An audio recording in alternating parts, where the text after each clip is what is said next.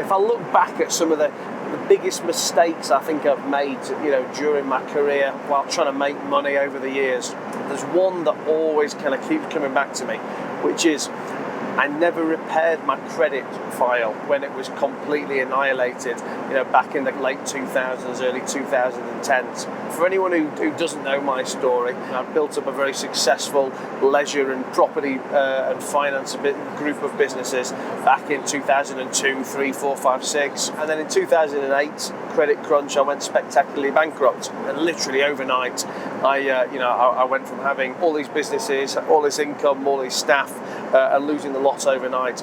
But what I also lost along with that, because I was made personally bankrupt, was my credit score. Funny thing, credit scores, perfect. Well, assuming you have a perfect one, perfect. And until the day everything goes wrong, and then they kind of fall off a cliff overnight, and then take months and years to build back up again. That's where the kind of mistake comes in for me. I had a 999 Experian or Equifax, whatever you guys use. I had a 999 for years. I had no problems getting finance whatsoever. And then obviously when I went bankrupt, it went down to 100, 200, and there I was as a bankrupt. For the next few years, not only did I neglect my credit score, I had trouble opening bank accounts, getting debit cards, everything was such a ball ache for me that I actually just almost chucked it to one side and forgot about it. And like a lot of the things I did back at the time, I kind of got lazy, and I was like, well, forget about I don't need to open a bank account in the UK, I've got one in the US, or I don't need to get my own debit card, I can just use my wife's at the time, and all these things. And probably literally for 5, 6, 7 years, I didn't do anything that would repair my own credit file. And what a fucking mistake that was. Like a lot of the things I talk about now, these are things that really only, dawned on me, or that I really only learnt about, in the last 5 or 6 years. Now I've kind of got my credit file back up to about excellent. And it's, it sounds funny, when I tell some of these stories, and I know when you guys listen to a lot of this stuff, it's probably easy to see me, looking successful in an environment like this, or building the businesses and making the investments I make, and not actually appreciate that behind the scenes, some of these fundamental things that I should have got right, I didn't get right. And whilst it never hampered my ability to spend because I was, out there earning well, it wasn't until the last few years where, I started to get a credit card again, or I started to be able to get offered car finance again. And I can't explain to you enough how important having cheap credit available to you is as part of your overall wealth building strategy, as part of being able to grow a successful business, in terms of being able to live your own life as cheaply and as kind of economically fairly as possible. If we're talking about wealth building, one of the most important factors of building wealth over the long term is to buy and own, long-term income producing property. I'm a big fan of high yielding, reasonably low capital value residential property in the UK.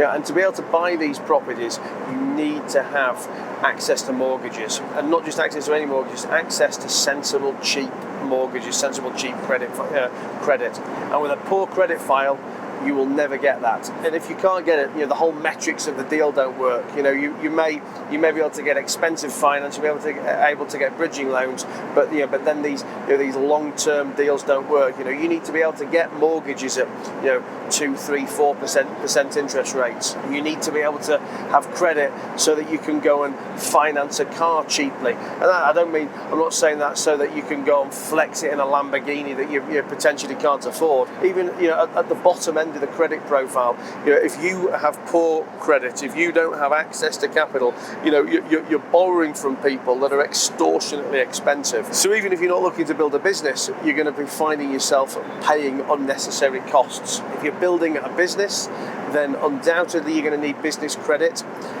It's a complete fallacy to think that business credit lives in a different universe to personal credit.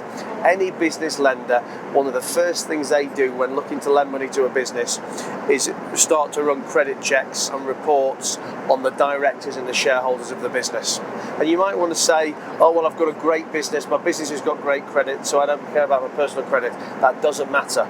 right? Because unless you've got a very particular or fortunate situation, unless you've got very strongly asset-backed finance in that business, any lender's going to want to take personal guarantees.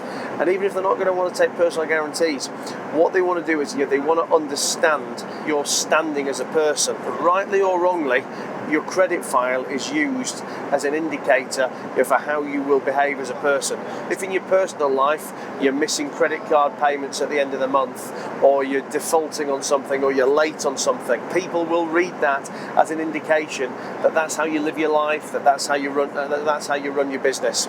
And even if this isn't down to the fact that you haven't got the money, because a lot of the time, a lot of the problems I see on people's credit files aren't because they haven't got money, it's because they just don't behave in the right way. They're disorganized, they're lazy, they don't have direct debits set up to make payments at the end of the month, or they make stupid mistakes. I mean, one of the big things I always hear in finance, if I look at someone's credit report and see that they've got a defaulted phone bill from a few years ago, on the face of it you might think, well, that looks a bit out of kilter.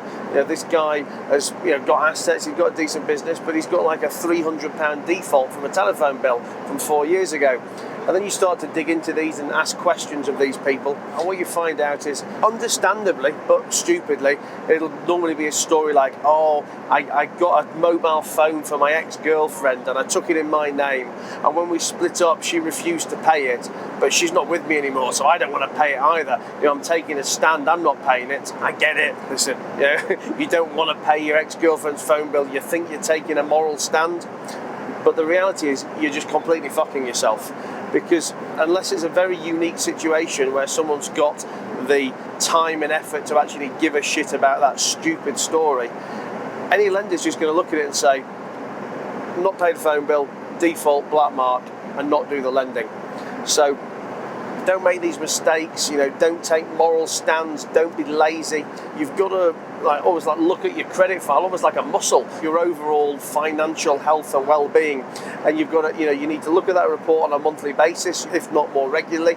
I mean, I use a tool for mine. I use a tool called Credit Expert. There's lots of these out there. I mean, I use www.creditexpert.co.uk or .com, I think it is, and that allows me to see my file in real time. I don't need to go on there looking at it every day because it has alerts set up, so if there's any material changes on the file, then that'll get emailed to me, or that'll get text to me in an app or whatever, and I can see where there's problems. If there's problems, I can identify them straight away.